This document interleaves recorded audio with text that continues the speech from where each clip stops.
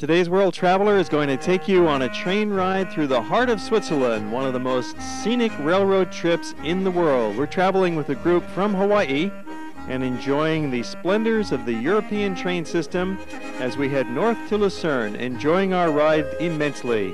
Leaving Venice far behind us now, we're passing through the Italian lakefront town of Como on Lake Como.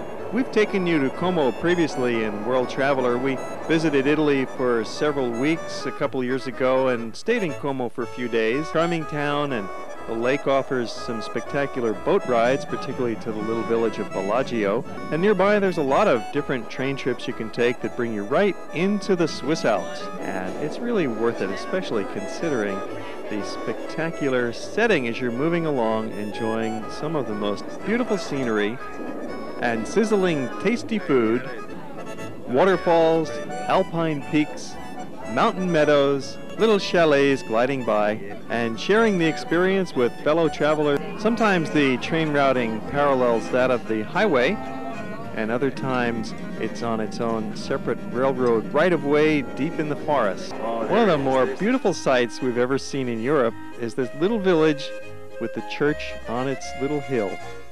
You pass this little village 3 times on the train.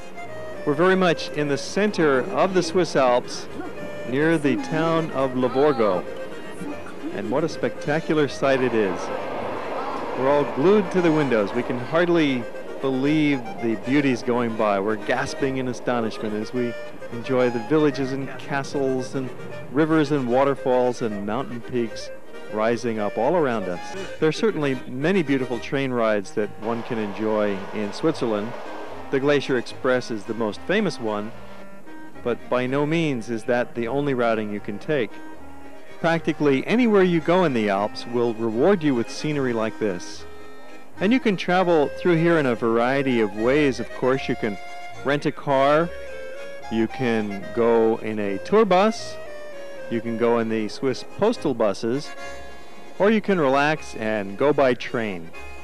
And while traveling by train, you can purchase a variety of kinds of tickets. You can purchase the simple point-to-point ticket, but that's the most expensive way to go, particularly when you're riding in first class, as we like to do. Enjoying the spectacular scenery. We're making progress. We're getting further north into the heart of Switzerland now.